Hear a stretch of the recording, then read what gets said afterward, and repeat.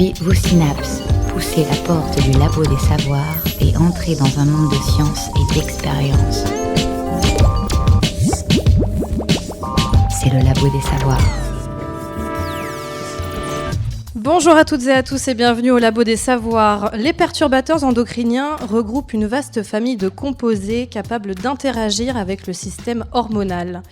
Les sources d'exposition sont nombreuses et difficiles à maîtriser, tout comme leurs conséquences biologiques.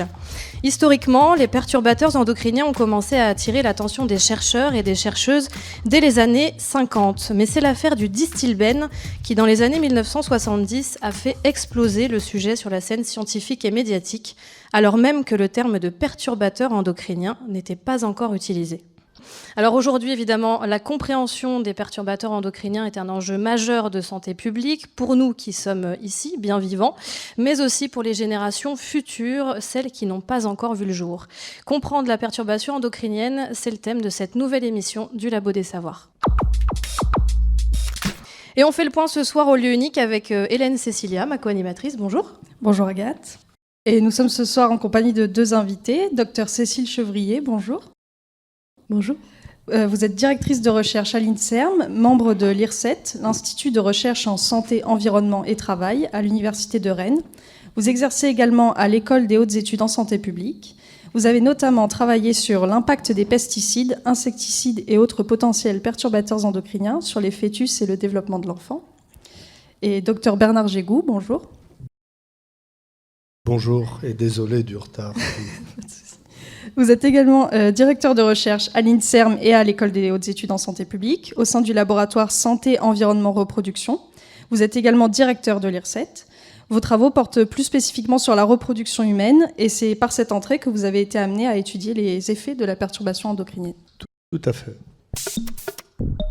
Le son des sciences au Labo des Savoirs. Alors pour commencer, et avant de s'attarder peut-être davantage sur les perturbateurs endocriniens, est-ce que vous pouvez, Bernard Gégou, nous décrire ce qu'est la perturbation endocrinienne ?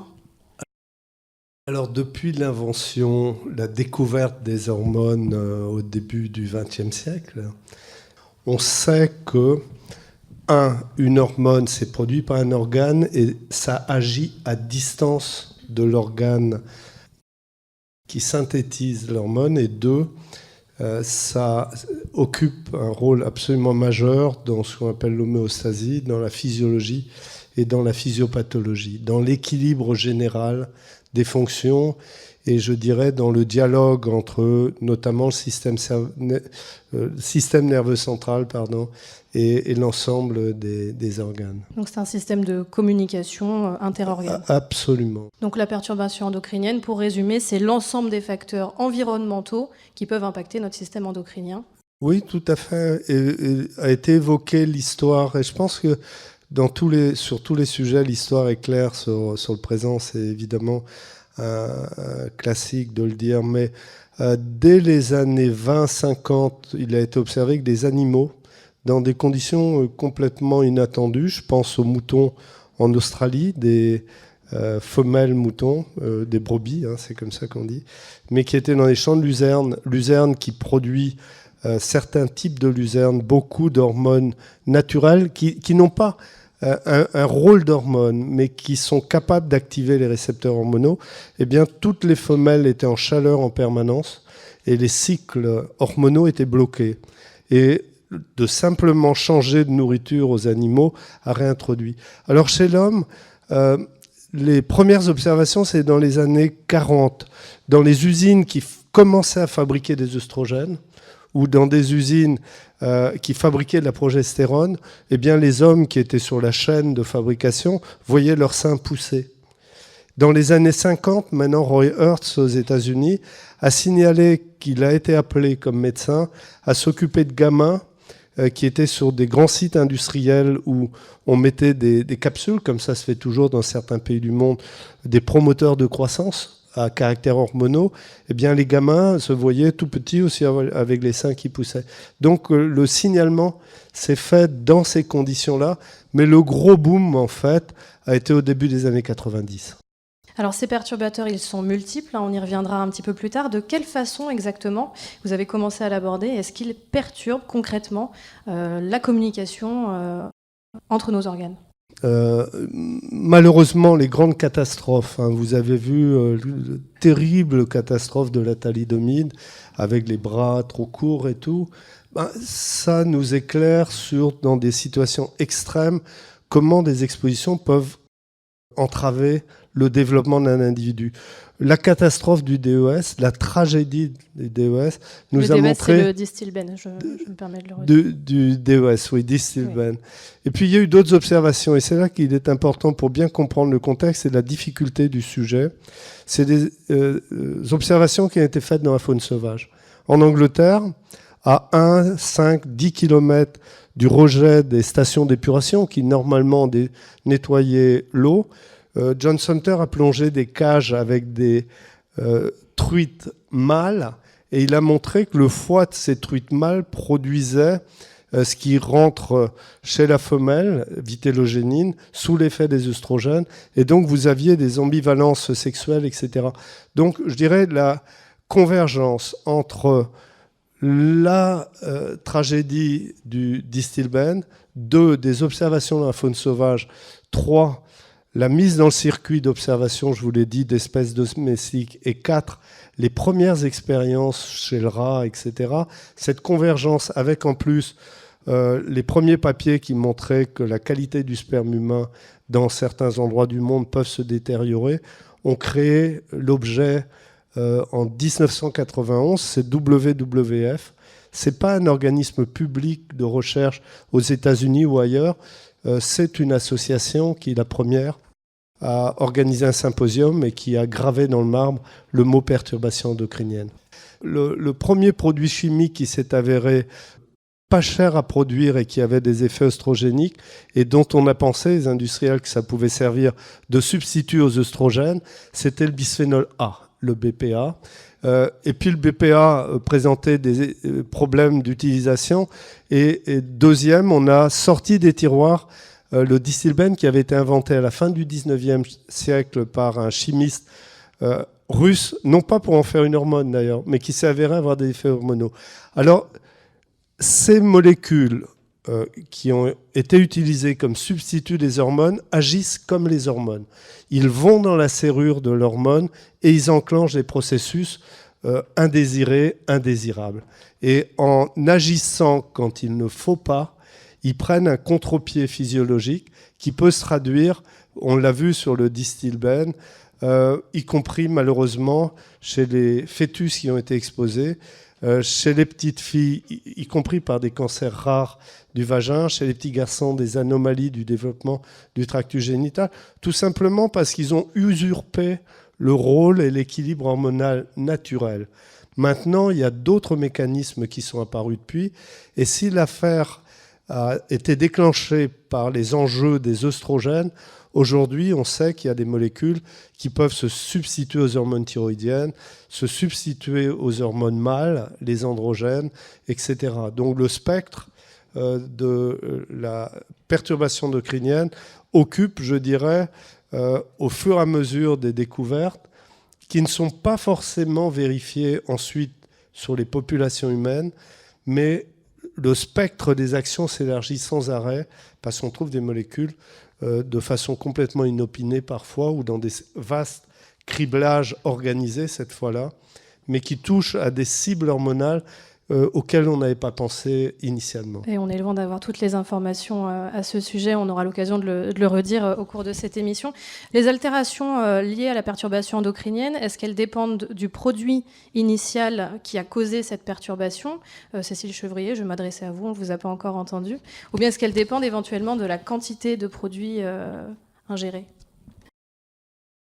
Alors, moi, je suis donc épidémiologiste. J'ai une approche plutôt observationnelle de ce qui se passe dans la population humaine en général. Donc, je ne vais pas pouvoir vous répondre avec des détails mécanistiques, mais c'est assez évident que tout dépend à la fois du polluant auquel on est exposé et également probablement de son niveau. mais aussi pour les perturbateurs endocriniens, on dit qu'il n'y a pas que la dose qui fait le poison, mais que le moment de l'exposition à une molécule en particulier est tout aussi critique que le niveau de l'exposition. Donc en particulier, on s'intéresse beaucoup dans notre centre de recherche à la période de la grossesse ou des premières années de vie de l'enfant, qu'on pense potentiellement plus vulnérable à certains types de polluants chimiques dus à ces effets et à un développement en cours qui peut être non optimal s'il est perturbé. Alors les conséquences potentielles sur la reproduction, éventuellement sur le développement ensuite des enfants, est-ce qu'elles touchent autant ou de la même manière les hommes que les femmes ?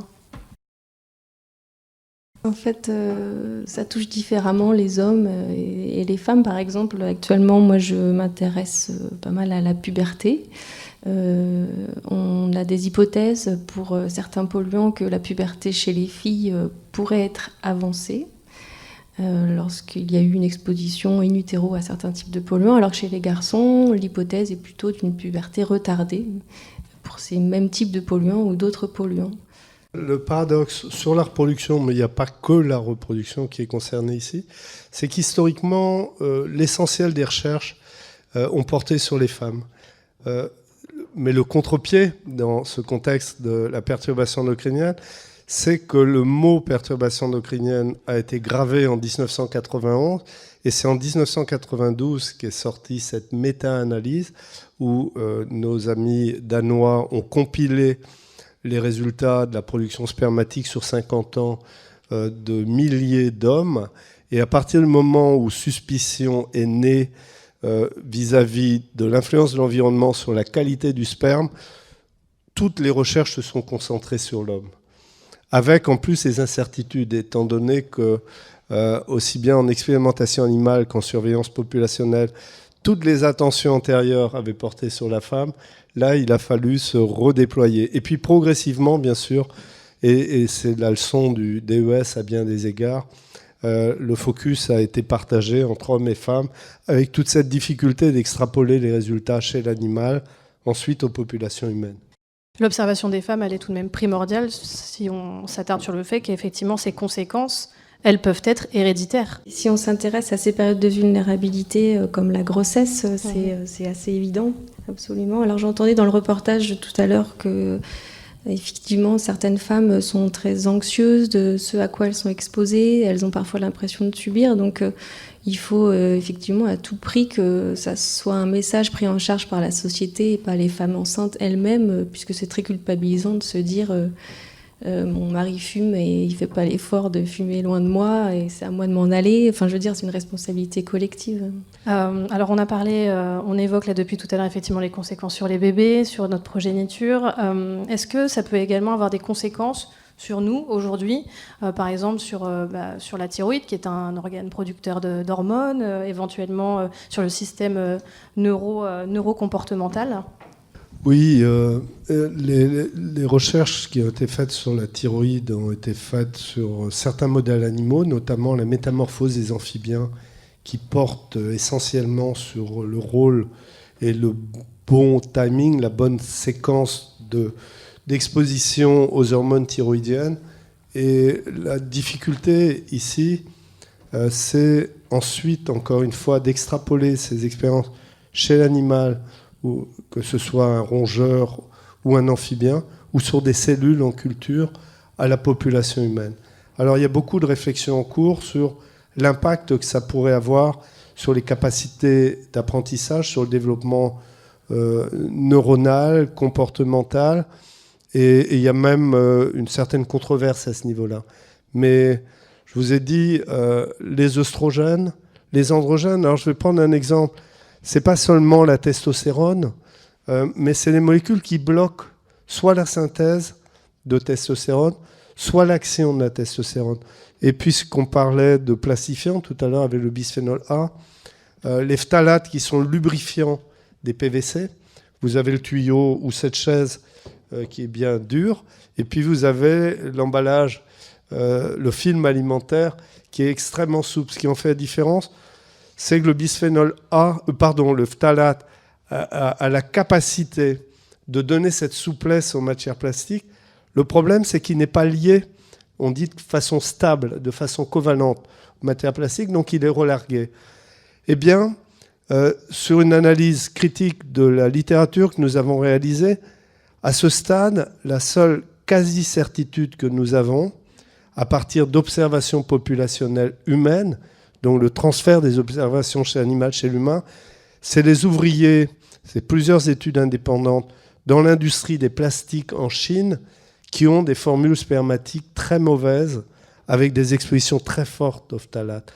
Donc, effectivement, le fœtus, intuitivement, c'est une évidence qu'il est une cible extrêmement vulnérable a priori à ce genre de produit, mais ça n'exclut pas d'autres âges de la vie et ça n'exclut pas que tous les sexes sont concernés en fonction des circonstances d'exposition. Pour poursuivre, compléter la réponse avec l'approche plutôt populationnelle, en fait, il y a quand même une littérature croissante, scientifique, depuis une dizaine ou presque une vingtaine d'années, qui utilise des schémas de cohorte. Donc, c'est des suivis de population où, par exemple, on commence à suivre l'exposition des femmes enceintes et ensuite on s'intéresse à la santé de l'enfant et la santé neurocomportementale par exemple. Donc il y a de plus en plus d'études comme ça qui se mettent en place, qui ont 10 ans voire 20 ans de recul sur le suivi de ces enfants et qui démontrent que l'exposition prénatale ou tôt dans la vie à certains perturbateurs endocriniens sont associés à des risques augmentés de problèmes comportementaux ou voire des pertes de points de QI de 5%, équivalent à une grosse fatigue, par exemple. Et c'est l'accumulation de ces preuves qui suggère qu'on pourrait potentiellement s'inquiéter. Bienvenue au Labo des Savoirs. Attention, recherche en cours. Alors on va entamer la deuxième partie de cette émission et on va essayer de s'intéresser à plus concrètement dans notre quotidien la place qu'ont ces perturbateurs endocriniens. Donc Bernard Gigou, pouvez-vous nous dire d'abord s'il y a des perturbateurs endocriniens avérés à ce jour ? Il y a des perturbateurs endocriniens avérés, les hormones en général, je vous l'ai dit. Et d'ailleurs, c'est une bonne décision que l'Europe, depuis plusieurs décennies, ait interdit la viande aux hormones. Et alors, paradoxalement, je vous donne quand même un petit peu les subtilités pour sortir, je pense que c'est ce qu'on attend tous, quelquefois des lieux communs. La Commission européenne saisit d'un recours nord-américain d'introduction de la viande dite aux hormones sur le marché, nous avait demandé de nous réunir à Bruxelles pour voir quels pouvaient être les problèmes. Alors, l'argument de ceux qui veulent la mettre sur le marché, c'est de dire qu'il ne reste plus que quelques traces infinitésimales. Alors, au-delà du fait qu'à faible dose, certains produits, les hormones naturelles, c'est à faible dose qu'ils agissent. La question que j'ai posée était, écoutez, vous êtes sympa, vous nous dites qu'il ne reste plus que quelques traces, mais où donc les hormones sont-elles passées ? Et si elles sont excrétées et répandues dans l'environnement, elles présentent de toute façon un danger. Donc les hormones, ne pas oublier à différents niveaux qu'elles peuvent représenter lorsqu'elles sont mal utilisées ou utilisées dans des conditions absolument absurdes, qu'elles représentent un danger. Maintenant, de façon indubitable, sur des situations de très forte exposition, je prenais le cas des phtalates, mais les gens qui travaillent, qui sont exposés, ces molécules, on ne pouvait pas imaginer qu'elles puissent avoir des effets de type hormonaux, ils en ont. Juste quand même dans les avérés, ce qu'il ne faut pas oublier, avant tout, le premier groupe de perturbateurs endocriniens avérés, ce sont beaucoup de polluants persistants qui sont aujourd'hui réglementés par la Convention de Stockholm, interdits parce qu'ils sont très persistants dans l'environnement et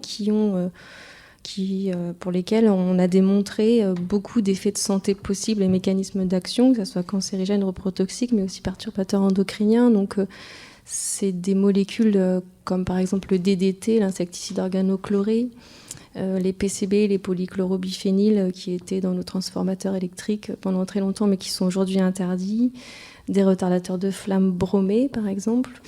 Et c'est ce groupe de perturbateurs endocriniens, malheureusement, puisqu'ils sont persistants, ont contaminé tous nos environnements, y compris sol, eau et notre alimentation, qui fait qu'on est aujourd'hui toujours exposé à ces polluants, tous, toujours exposés à ce mélange de POP, ce qu'on appelle les polluants organiques persistants.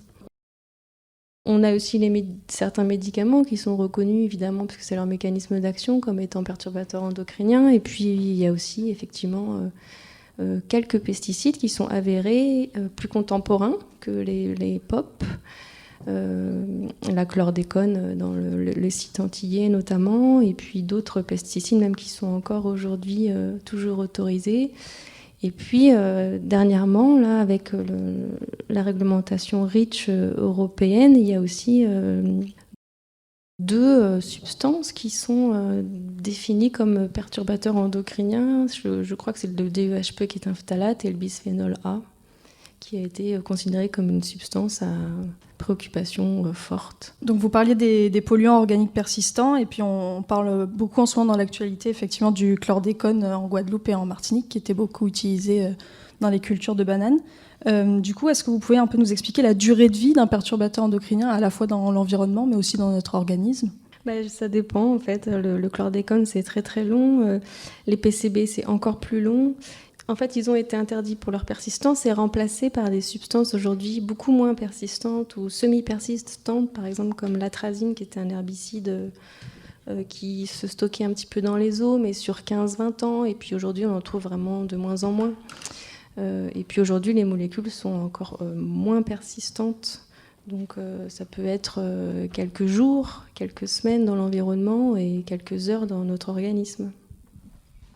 Donc c'est très variable et on peut effectivement jouer là-dessus quand on veut remplacer une substance par une autre. Oui, absolument. Et ça, c'est un des critères. Les sols sur 30 cm aux Antilles, et c'est l'IRSET qui mène les recherches sur chlordécone et santé, sont contaminés pour plusieurs siècles. C'est aussi simple que ça. Donc le premier critère, déjà, c'est la persistance, comme Cécile pertinemment l'a introduit. Et puis il y a d'autres critères. Vous voyez, Cécile parle des médicaments. La probabilité que l'ibuprofène à forte dose et de façon continue sur un perturbateur endocrinien, elle ne fait pratiquement plus de doute. Mais là, la question se pose différemment. Vous voyez, une femme qui souffre pendant sa grossesse ou qui a de la fièvre qui n'est pas traitée met en danger son fœtus. Et donc, c'est la notion de bénéfice-risque. On a besoin de savoir en amont, et il ne doit pas y avoir de tabou dans la recherche des mécanismes d'action des produits, y compris de façon complètement inattendue. Mais en même temps, si on identifie un produit, c'est est-ce bien justifié d'exposer une population à massivement tel ou tel produit qui a en plus une durée de vie très longue ? 2, si ça semble pertinent, quelles sont les consignes qui doivent être données pour à la fois éventuellement avoir le bénéfice et ne causer aucun risque, y compris en termes de mélange. On parle souvent de la notion de cocktail, de mélange. Si une femme enceinte, fin du premier trimestre, début du deuxième trimestre, mélange, parce que sa boîte à pharmacie lui permet un peu de paracétamol avec un peu d'ibuprofène ou d'aspirine, on augmente très sensiblement le risque de non-descente des testicules. Donc bref, il y a beaucoup de recherches à faire en amont. La durée des recherches chez les humains. Vous voyez, la grossesse d'une souris, ça dure 20 jours. Grossesse, bien sûr, d'une femme, ça dure 9 mois. Et si on veut aller à la puberté chez une souris, ça dure 15 jours. Si on veut aller à la puberté chez un humain, c'est pas à peine, je vous dis, le nombre d'années. Donc il doit y avoir aussi une cohérence dans le soutien à la recherche et la continuité de ce soutien, et non pas des périodes de pic qui sont liées beaucoup, souvent, aux flambées de l'actualité, etc.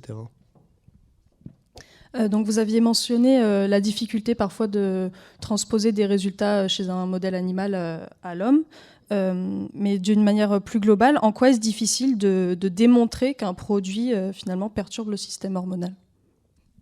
Alors, avec l'approche que j'utilise, populationnelle, ou ça pourrait être ici, dans cette pièce, il faut d'abord savoir mesurer l'exposition à ce perturbateur endocrinien, ce polluant. Et comme aujourd'hui, beaucoup sont assez volatiles, ou en tout cas non persistants, on peut mesurer aujourd'hui dans les urines, par exemple, et dans le sang. Si vous m'offrez tous ici un petit prélèvement urinaire et qu'on les analyse, ce qu'on va mesurer maintenant ou dans 2 heures peut être complètement différent, par exemple. Selon ce que vous avez mangé pour certains bisphénols, selon ce que vous avez utilisé comme crème cosmétique et quand, pour certains phtalates, par exemple. Selon quel environnement intérieur vous avez visité. Est-ce que vous êtes assis sur un canapé tout neuf ou un canapé plutôt ancien pour les retardateurs de flamme ou autres types de composés. Donc, c'est une première difficulté, c'est de savoir mesurer l'exposition en fait, à ces différents perturbateurs endocriniens et pour lesquels l'exposition est en fait assez variable. Et avec l'approche populationnelle, comme on ne s'intéresse pas toujours à des pathologies, d'ailleurs on peut s'intéresser aussi à des effets subtils, à un point de naissance en moyenne qui est plus fort qu'attendu, une performance cognitive chez un enfant qui est plus faible qu'attendu. Il faut pouvoir en fait à la fois mesurer l'exposition au bon moment, donc pendant la grossesse notamment, pour mes problématiques en particulier, et aller jusqu'au développement de l'enfant, donc c'est, comme on le disait tout à l'heure, très long, et ensuite réaliser correctement ces corrélations statistiques si on a bien mesuré l'exposition aux polluants auxquels on s'intéresse, et si on a réussi à bien mesurer aussi l'outcome, enfin l'issue de santé qui nous intéresse, qui n'est pas toujours une maladie. Donc j'imagine qu'avec ces sources d'exposition qui sont très diverses, c'est difficile de normaliser les protocoles d'études quand on veut étudier un perturbateur en particulier. Bernard Gigot, est-ce que vous pourriez nous parler du projet européen Oberon, auquel participe l'IRSET, qui justement essaye de mettre en place un système d'identification de ces perturbateurs ?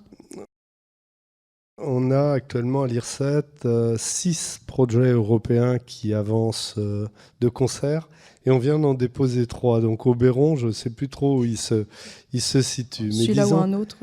Voilà. Peut-être HBM4U est intéressant parce que là, on s'intéresse justement aux expositions et sur la nécessité aujourd'hui de ne plus être enfermé dans un silo disciplinaire, mais de mélanger les expériences dans la mesure où percer les mystères du vis-à-vis des humains, leur environnement ou de la faune sauvage, ou je dirais de tout l'écosystème, est quelque chose de très important.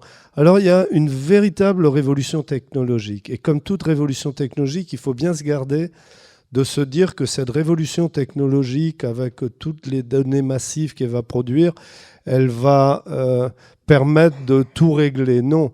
Mais si vous voulez, pour connaître des expositions, et ça a été amorcé par Cécile, aujourd'hui, il faut déjà, et à Nantes, entre parenthèses, vous avez un labo absolument génial qui est le Laberca, à l'école vétérinaire, la ONIRIS. L'expertise extraordinaire qu'il faut pour, à partir d'un aliment, à partir d'une matrice biologique de l'urine, des cheveux, un placenta, du sang, être déjà capable, avec des techniques très sensibles, d'identifier, par exemple, le phtalate, par exemple, l'atrazine, par exemple, le bisphénol A ou tel médicament, c'est déjà vraiment un exploit. Et ça, ces techniques se sont énormément affinées et permettent justement aux épidémiologistes d'avoir le contexte d'exposition et de relier ça à des observations médicales ou autres, comportementales, etc. Mais où il y a une nouvelle révolution technologique, c'est qu'au lieu de dire à votre spectromètre de masse, identifie-moi le bisphénol et dis-moi à quoi tel ou tel individu a été exposé, ces nouveaux appareils qui bouleversent complètement l'abord des expositions, et ça fait partie de ce contrat européen, c'est qu'on dit à l'appareil, identifie-moi tout ce que tu peux, dis-moi à quelle concentration ces choses auxquelles je ne pense même pas a priori, et reconstitue-moi le mélange auquel les humains sont. Donc voilà le type de défi dans Oberon, qui réunit beaucoup d'équipes françaises, mais aussi bien sûr le savoir-faire, l'expertise et l'engagement d'équipes internationales. Grosso modo, on renforce notre connaissance effectivement des éventuels perturbateurs endocriniens et on définit des seuils. Quand on parle de pollution, c'est un peu le défi majeur, les seuils à partir desquels on passe sur une zone dangereuse. Par exemple, et je dirais que l'avantage de ce projet aussi, c'est qu'il inclut en même temps toute la chaîne un petit peu des approches scientifiques possibles, que ce soit mécanistique, in vivo et populationnel. Ce qui donne beaucoup de sens et qui fournit en fait un corpus complet pour pouvoir conclure plus facilement si ce qu'on observe est proche d'une vraie causalité dans la responsabilité de l'effet du perturbateur endocrinien sur la santé. Alors, on se demande tous un peu finalement comment on peut échapper à ces perturbateurs endocriniens. Et pour donner un exemple concret vis-à-vis de l'alimentation, par exemple, est-ce que une consommation d'aliments bio ou plus naturels, c'est garanti sans perturbateurs endocriniens ? Alors, c'est vraiment un point extrêmement important et qui montre le défi auquel on est tous confrontés face aux interrogations légitimes sur l'impact de la nourriture, y compris les équilibres hormonaux. Une nourriture industrielle, entre guillemets, grand public, qu'est-ce que c'est ? C'est des catégories de lipides et d'acides gras dont on connaît le caractère déjà intrinsèque, qui n'est pas terrible. C'est des sucres en excès, des carbohydrates, ce qui donne l'appétence et ce qui donne aux gens avec des marketing très ciblés l'envie Et puis c'est des traces aussi, c'est des types d'emballage qui font que vous avez le relargage dans l'alimentation. Donc vous voyez la complexité de l'objet aliment et intuitivement, et il n'y a pas besoin de la science là pour trancher, on sait que des aliments bio, le contexte socio-culturel dans lequel il est promu, dans lequel il est ingéré, nous éloigne sans avoir besoin nécessairement de comparer le plat industriel ou au plat bio, du risque d'accumulation dans le mélange, je vous le dis, d'aliments de mauvaise qualité, d'excès de sucre, hein. On oublie que les sucres sont des perturbateurs endocriniens avérés. Le sucre, le diabète, tout le monde sait ça. Les déséquilibres et les conséquences très néfastes pour la santé. Donc voilà, a priori, encore une fois, une société qui s'extrait d'un marketing débridé sur la vente de produits parfois mis sur le marché très massivement et à bon marché, se protège et se construit des alternatives si on encourage un autre type de production et un autre type de réflexion collective et où il n'y a pas que la science qui doit rentrer dans la boucle de la prévention, de la promotion de la santé, de ces choses-là, mais où la science en plus apporte et doit apporter évidemment des arguments de sélection et des arguments d'interdiction. Et avec juste un autre point, un truc qui manque actuellement dans la réglementation, c'est quand on interdit les bisphénols A dans les biberons, aussitôt vous avez des opérations de marketing qui vantent des biberons sans bisphénol A, mais personne ne sait quelle est la dangerosité éventuelle des substituts au bisphénol A. Et c'est ce genre de course poursuite et qui est un défi là aussi et qui doit attirer la responsabilité des autorités de réglementation où elles disent OK, mais vous allez nous prouver que les substituts sont moins dangereux ou ne présentent pas les inconvénients de la molécule, parce qu'autrement on est dans un cercle ininterrompu, vicieux, et une course-poursuite entre ce qui est promu et après ce qui peut avoir impact ou non sur la santé. Pour répondre spécifiquement à bio, pas bio, dans l'alimentation, ça concerne surtout les résidus de pesticides dans les fruits et légumes essentiellement. Donc, comme le mentionne Bernard, ça ne veut rien dire en fait en termes d'usage de plastifiants et des perturbateurs endocriniens contenus dans ce plastique éventuellement et qui sont relargués dans la nourriture, bio ou pas bio. Ça ne veut rien dire sur l'ensemble des additifs alimentaires qui sont ajoutés quand on a envie d'en ajouter, qui sont parfois des parabènes d'ailleurs. Hein. Peut-être que certains connaissent ce mot.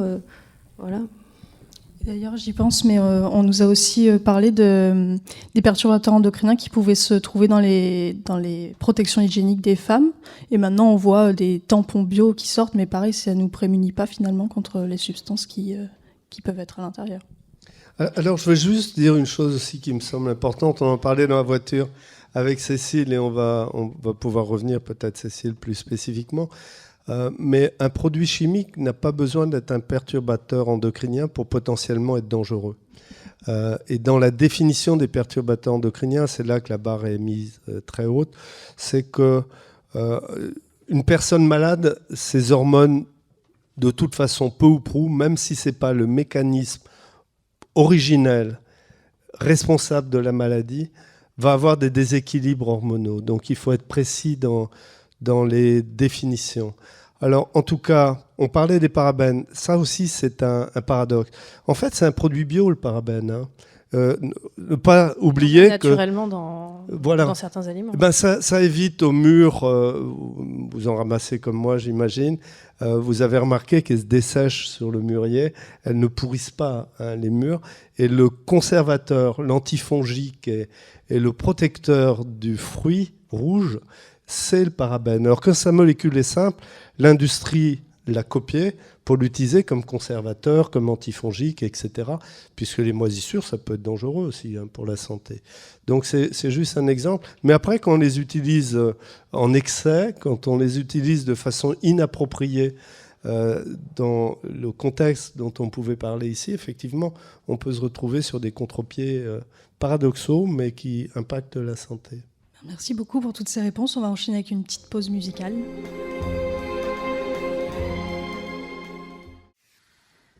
De retour au Labo des Savoirs où on parle de la perturbation endocrinienne. On va s'attarder en dernière partie de cette émission sur les enjeux de la recherche qu'on a commencé à saisir évidemment à travers ce qui a été dit précédemment.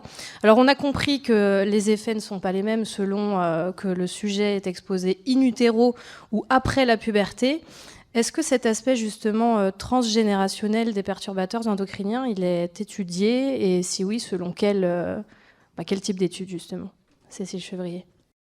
Moi, ma réponse est assez simple pour l'instant. Avec des approches populationnelles, c'est assez dur de pouvoir s'intéresser aux enfants, des enfants de, par exemple, mamans qui ont été exposées pendant leur grossesse ou alors aux enfants d'enfants qui ont été exposés tôt dans leur enfance. Enfin, il faut forcément une recherche à très long terme, un suivi. Et par exemple, sur les victimes du Distilbène dont on parlait en tout début d'émission, est-ce qu'il y a des études qui se poursuivent? Parce que là, on est à 3 générations, hein, potentiellement. Oui, alors les premières études sur le Distilbène, et ça donne là aussi une idée un petit peu de la façon complexe et de la façon inattendue quelquefois. Elles étaient chez la souris, pour l'essentiel. Alors d'une part, c'est vrai aussi que l'épidémiologie, la science des statistiques, tout à l'époque aux États-Unis n'était pas aussi développé. Et vraiment, à partir des toutes premières observations de conséquences néfastes. Alors intéressant là aussi, l'effet sur les fausses couches prématurées du Distilbène. En fait, on sait aujourd'hui que c'était un argument de marketing et que ça n'a pas vraiment d'effet sur les contractions, etc. En plus, il y avait des manips qui avaient été faites chez le rat. Et les promoteurs ont dit, mais attention, on donne ce produit-là et tout. Personne ne voulait les écouter. Après, pour comprendre le mécanisme d'action, il y a eu beaucoup de travail de fait chez la souris. Et puis, il a fallu lancer les études épidémiologiques. Donc, voyez le défi, et Cécile le connaît infiniment mieux que moi, mais de rappeler la population qui a été exposée. Et aujourd'hui, non seulement de rappeler les mamans avec le contexte qui était expliqué aussi, mais de recruter les enfants et les enfants des enfants. Vous voyez le défi incroyable que ça représente. Et alors peut-être là aussi pour éclairer les choses jusqu'ici, le gène qui code pour une protéine, qui joue un rôle. Bon, d'une part, on s'est rendu compte aujourd'hui que c'est déjà plus complexe sur ce terrain-là, mais on s'est rendu compte que le contexte de l'ADN, entre guillemets, sa parure protéique ou sa parure en termes de différents marqueurs joue un rôle fondamental sur l'expression des gènes eux-mêmes. Et donc, non pas sur le gène lui-même, mais sur son contexte et la façon dont on peut l'analyser objectivement aujourd'hui, on peut voir, et d'ailleurs la meilleure étude qui ait jamais été réalisée encore chez les humains, c'est ce qui a été fait sur une cohorte de femmes et la descendance dans le contexte de la famine qui a été organisée par les troupes allemandes en Hollande dans les années 40, et où on a pu montrer que ces circonstances de carence alimentaire chez les fœtus ont conduit à des modifications très discrètes, mais objectivables, de marqueurs autour de l'ADN, et que ces modifications, ces signatures, ont été retrouvées dans la descendance et associées à des excès d'un certain nombre de maladies. À partir de ça, c'est ce qu'on appelle l'épigénétique. Eh bien, ça a ouvert le champ d'études considérables qui sont faites chez l'animal aujourd'hui et qui nécessitent un transfert accru sur les populations humaines. Et finalement, donc on parle de la perturbation endocrinienne et de comprendre son fonctionnement, mais j'imagine que le prérequis à ça, c'est de déjà comprendre le système hormonal dans son fonctionnement basal. Est-ce qu'il nous manque déjà des connaissances là-dessus qui nous permettraient de mieux appréhender la perturbation endocrinienne ? Alors c'est très intéressant ce que vous dites, parce que j'ai discuté avec des amis, un ami il n'y a pas longtemps qui est un des très très grands endocrinologues dans le monde, et je lui dis, est-ce que tu crois que le répertoire des hormones, il est complet aujourd'hui ? Et il me dit oui, il n'y a pas... J'aurais pu dire la même chose dans le même contexte, entre parenthèses, et bingo, j'ai pu lui envoyer en rentrant en France, puisque c'était en Grèce qu'on a eu cette discussion, une étude qui venait de montrer que des cellules musculaires fabriquent une nouvelle hormone aujourd'hui. Donc le répertoire n'est pas clos, mais on connaît quand même, je dirais, les principaux acteurs. Et je vous dis, tout le défi, c'est qu'il ne suffit pas d'identifier l'hormone ou le récepteur pour avoir tout compris. Et tout le défi, c'est qu'entre l'effet primaire de toxicité, qu'il soit perturbateur endocrinien ou pas, et ensuite l'impact sur la santé, il y a un champ sur lequel, et c'est une des difficultés de la perturbation endocrinienne, si vous voulez, c'est que dans le monde moderne où on vit, entre le moment de la suspicion au départ, le moment où se construisent les hypothèses et le besoin de réglementation, les délais sont extrêmement courts. Et toutes les incertitudes de la science, il ne faut pas les ignorer, parce que moins l'argumentaire scientifique est solide, plus ça laisse le champ à des pratiques qui n'ont aucun contrôle. Et peut-être que ce qui pose problème aussi dans ces avancées en termes de réglementation et de prévention, c'est aussi la définition que l'on donne de la perturbation endocrinienne.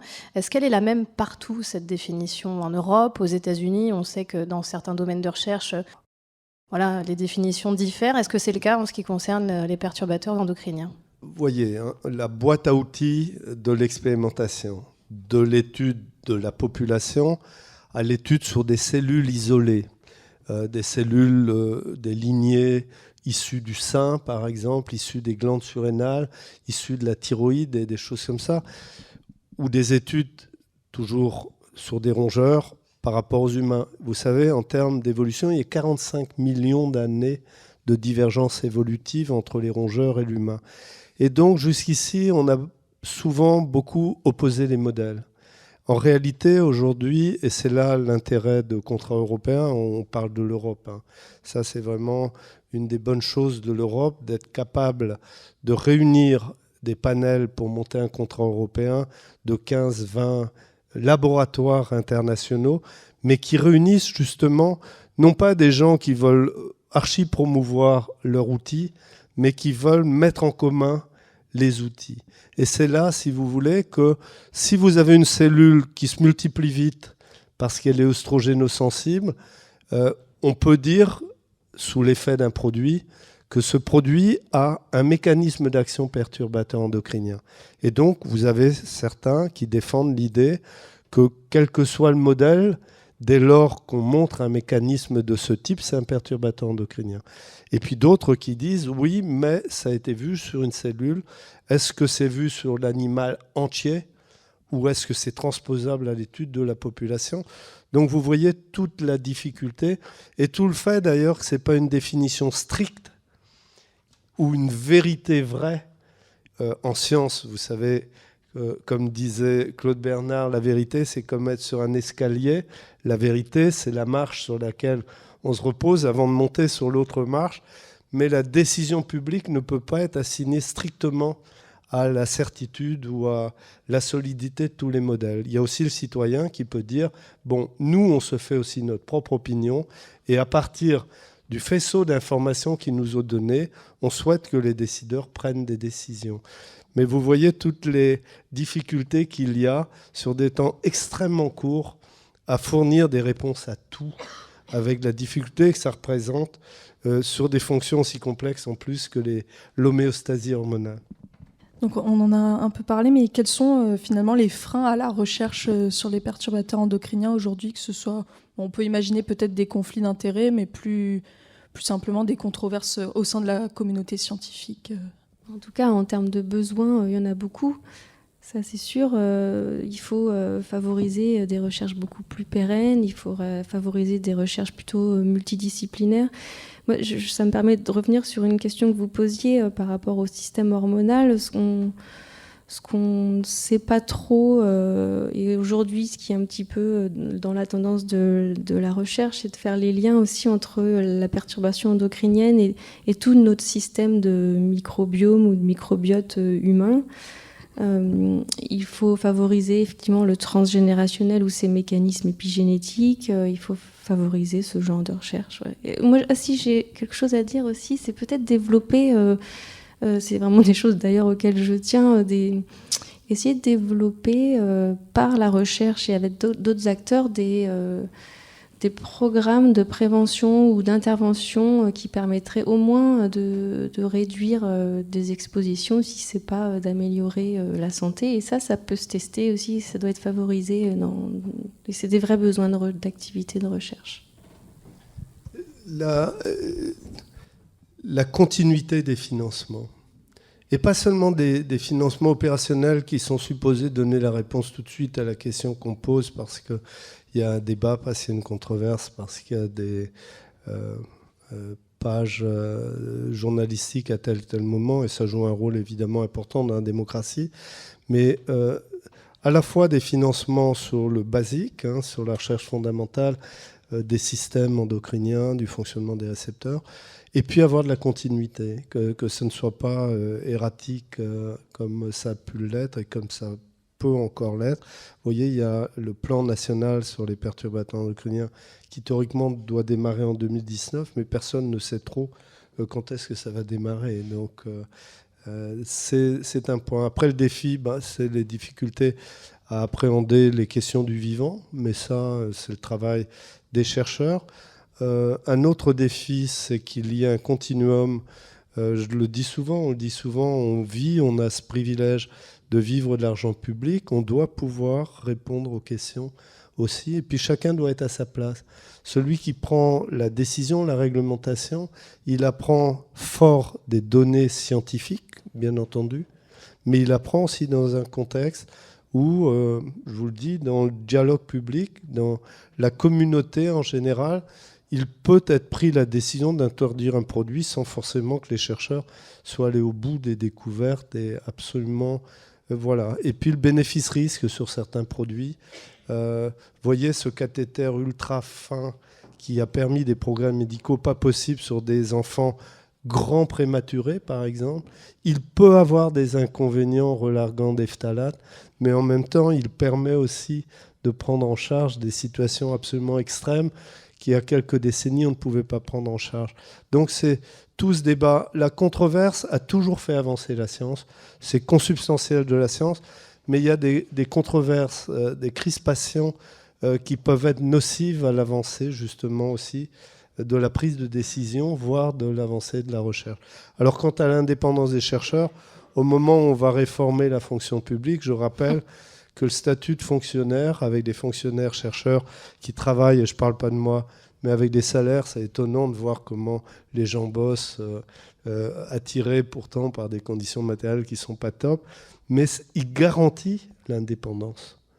Et plus on est sur des situations précaires d'emploi, plus il est difficile sur le court-termisme d'avoir une recherche aussi et d'avoir une communication bien maîtrisée dans la mesure où chaque parole peut se traduire aussi en représailles d'une façon ou d'une autre. Est-ce que ces recherches aussi, qui concernent les perturbateurs endocriniens et dans le domaine de la santé, elles ne s'inscrivent pas dans un cadre plus global, en lien avec le développement durable, puisqu'on fait depuis le début de l'émission des parallèles entre le monde animal, le monde végétal et l'impact sur notre santé à nous, êtres humains. Mais finalement, ce qui peut nous nuire, ça peut aussi nuire à l'environnement. Je trouve qu'aujourd'hui, effectivement, on peut vite faire ce parallèle. Et d'ailleurs, moi, je peux être souvent accusée de faire un peu du militantisme, diminuer les expositions, alors que je suis censée être scientifique et indépendante. Et ce que j'espère, je le suis. Mais je suis d'accord que, de façon générale, dans la recherche, en tout cas, que je fais et que je mène à l'INSERM, on manque de liens avec tous les autres chercheurs qui travaillent sur l'écosystème en général et la biodiversité. Et travaillant moi en particulier sur les pesticides, c'est quelque chose que je constate depuis plus de 10 ans et j'arrive quand même toujours pas à créer des liens. J'en crée un petit peu, mais je pense qu'effectivement, aujourd'hui, on parle du One Health, c'est la santé humaine dans son ensemble, incluant la santé de l'environnement et la santé de nos écosystèmes. Je suis tout à fait d'accord avec ça, perturbateurs endocriniens ou polluants chimiques en général. C'est important, si je peux me permettre de rebondir. On vient de passer un accord avec l'ANSES, l'Agence nationale de sécurité de l'environnement et tout, où l'IRSET et tous les labos de l'ANSES de l'Ouest s'associent pour travailler sur une santé, le One Health dont on parle, qui est ce concept global, holistique comme on dit, et où on ne différencie pas la santé animale et la santé humaine. Et donc justement, non pas sur une décision d'état-major, mais à partir du ressenti des acteurs de terrain de la recherche, cette question d'unir nos efforts pour travailler sur l'écosystème dans sa globalité, ça correspond vraiment à, je dirais, à une véritable avancée. Et je pense qu'on va se donner les moyens avec ce projet qu'on a appelé GRIX, groupe d'études de l'exposome. L'exposome, la globalité des expositions, va peut-être nous permettre, en tout cas, c'est aussi la responsabilité des acteurs et puis de leurs responsables de les accompagner vers ce besoin absolu de mieux savoir comment... On a des signaux qui sont émis dans la nature qui peuvent nous servir. On a des transmissions de maladies qui se font de l'animal à l'humain et on a une responsabilité collective, bien sûr, à agir sur un meilleur environnement pour toutes les espèces vivantes et pour la nature. Eh bien, merci beaucoup. C'est la fin de cette radioconférence. Merci de l'avoir suivie. On espère vous retrouver la saison prochaine pour de nouveaux rendez-vous au lieu unique. Merci à nos invités, Cécile Chevrier et Bernard Gégou. Et merci à Agathe Petit, évidemment. Avec plaisir, Hélène. Merci à notre partenaire, l'INSERM, sans qui ces radioconférences n'auraient pas eu lieu cette saison. Et merci enfin à Culture LSF, qui a assuré la traduction en langue des signes de cette table ronde. À la semaine prochaine, au Labo des Savoirs.